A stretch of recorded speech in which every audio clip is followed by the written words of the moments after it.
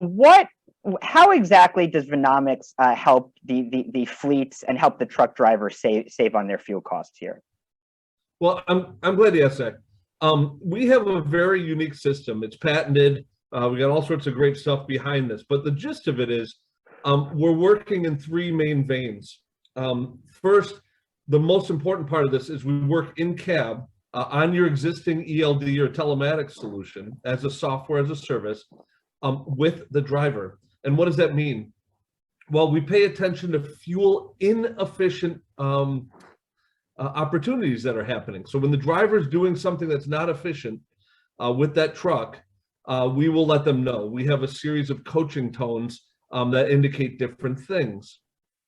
The three main things that we focus on, actually four now, we got a new feature, but the four main things that we focus on are what we call engine control. That's how they're applying the throttle, and if it's a little bit older truck, how they're shifting it. So if they're too aggressive on that throttle, we're letting them know that. And I'll explain how we do that a little later on, but we'll just get through this first part. Second, we pay attention to top speed.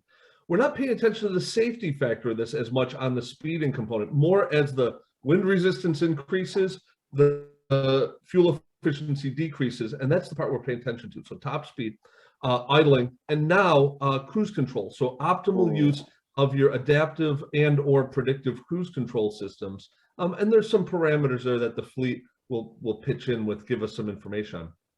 So that's the first thing that we focus on. The second thing that we do really is we provide a series of reports to the management team. So first was in cab, second was management team, and that's really an approach. The first prong is we focus on the managers that are interacting with the drivers, like safety managers, terminal managers, depending on the size of the fleet, someone in that sort of role. And the goal is to give them simplified weekly automated reports that will allow them to see the most efficient and inefficient drivers in their fleet. And then we give them a series of tools to back up what we're saying. So we have a lot of feedback on our website. And these reports have like quick links. You click on them and it takes you right to it. And you can see what that driver is doing correctly or incorrectly. And we don't look at this as like a punitive thing. It's more of a teaching moment. Right. So, oh, go ahead. No, I agree. And I think that, you know, in terms of companies like yours and software as a service, I think that's sort of where the initial friction lies, where you come in and the truck drivers think, oh my gosh, they're monitoring me, this is going to hurt me. It's like, no. These are educational tools to help you. Absolutely correct. And then the secondary component about what you just said, you know, the monitoring component, since the advent of these dash cameras and the different brands, that's sort of out the window. We don't really get that conversation too much anymore.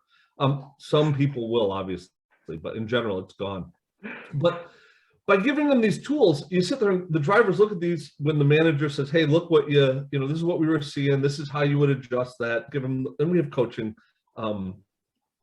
programs in place to show them how to do that. But the end result is it's very understandable and it makes a big difference. Anywhere from 3 to 10% is the typical return on the fuel savings that we see with our partners and our customers.